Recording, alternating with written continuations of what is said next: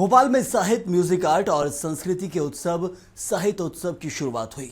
आयकर विभाग मध्य प्रदेश, छत्तीसगढ़ और जश्न अदब 2 दिन के कल्चरल कारवां कर रहा है।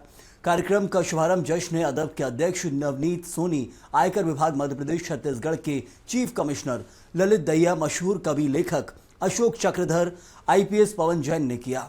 जश्न अदब के 2 दिन के कल्चरल कारवां में साहित्य, संस्कृति और कला जगत की कई नामी ग्रामी हस्तियां अपनी प्रस्तुतियां देंगी। इस मौके पर जश्न अदब के अध्यक्ष नवनीत सोनी ने कहा कि साहित्य उत्सव जश्न अदब के कल्चरल कारवां की शुरुआत 2021 में भोपाल से ही हुई थी, जिसके बाद से अब तक 16 राज्यों में आयोजन हो चुके हैं, जिसका मकसद भारत की सभ्यता, संस्कृति और तहजीब को आने वाली जनरेशन तक पहुंचाना है। तो वहीं जश्न अदब के फाउंडर कुंवर रणजीत सिंह चौहान ने कहा कि कल्चरल कारवां साहित्य, म्यूजिक आर्ट और संस्कृति का एक गुलदस्ता है। ये जो ऑर्गेनाइजेशन है साहित्योत्सव जश्न अदब कल्चरल कारवां, ये पहले दिल्ली बेस था और उसके बाद इसको दिल्ली से बाहर निकालना और इसको अलग अलग स्टेट्स में ले जाना, ये भोपाल से ही शुरू हुआ था। 2021 में भोपाल में पहली बार ये कल्चरल कारवां आया और उसके बाद आज 16 स्टेट्स में जा चुका है।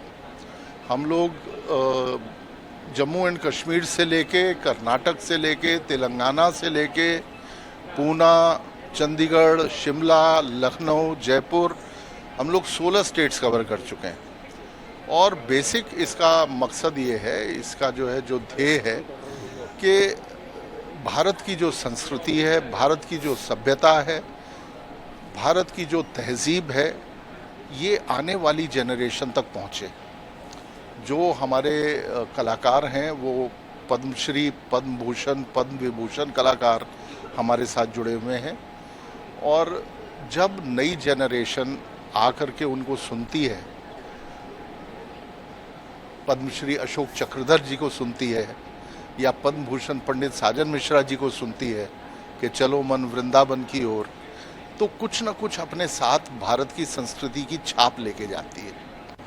ये पिछले 5 सालों से कल्चरल कारवां, जश्न अदब तो 15 सालों से चल रहा है पूरे देश में, लेकिन 5 साल से कल्चरल कारवां की शुरुआत हुई थी भोपाल से, जिसमें music, art, culture, poetry, literature सब कुछ शामिल है और ये गुलदस्ता है जिसको हम अपने चाहने वालों को पेश करते हैं। भोपाल कल्चरल शहर है, कोशिश ये होती है कि यहाँ से जो बात जाती है पूरी दुनिया में जानती जाती है कल्चर वहाँ।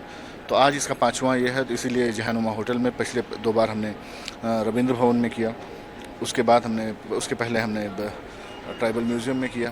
अब कोशिश ये है कि जहानुमा में इसका 5वां सेलिब्रेशन किया जाए। उसके लिए लोग आने शुरू हो गए हैं और शाम तक ये इसमें आज कव्वाली भी है, इसमें डांस भी है, इसमें म्यूज़िक भी है। पंडित साजन मिश्रा, पद्म भूषण पंडित साजन मिश्रा होंगे, तो पद्मश्री अशोक चक्रधर साहब होंगे और भी कई लोग डिग्नेटरीज यहाँ।